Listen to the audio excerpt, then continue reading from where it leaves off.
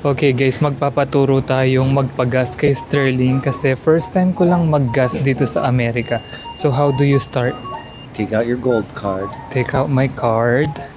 And first time natin to guys, and I told you, i-share ko lahat ng first time ko dito sa Amerika.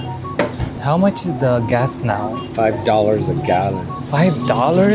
Remove card. It says. So sa Philippines guys, spoiled tayo. Merong mga gasoline boy. Dito, wala. So kailangan ko siyang gawin.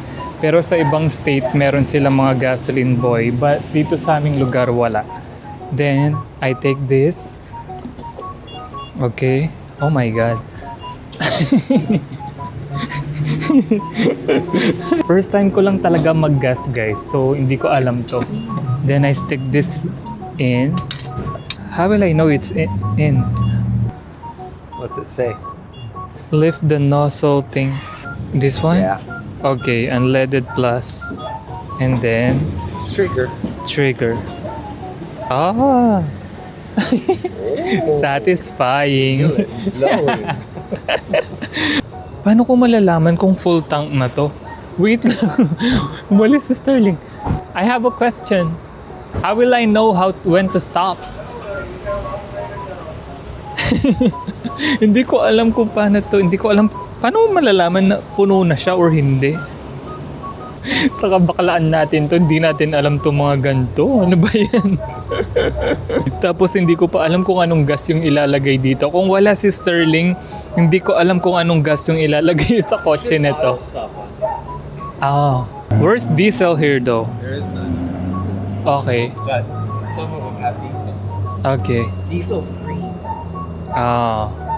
Even the handle should be green. Ah. See over there? That's the diesel. Ah, okay. So yung diesel pala guys, yung ganitong eksena niya ay green. So yun, nagwo-worry ako baka masira ako tong kotse.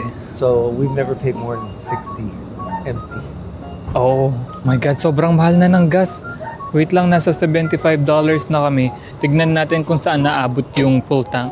I spent $101 the other day here on So the cheap it's gas. stopped That's it. now, and then I'm gonna remove this. Slowly. Yep. There you Then put it back. Then close this thing. go. Hey, you were pretty good at getting that in the hole the first time. Then lock it. Yay! That's it, right? No. Oh, a receipt. There you go.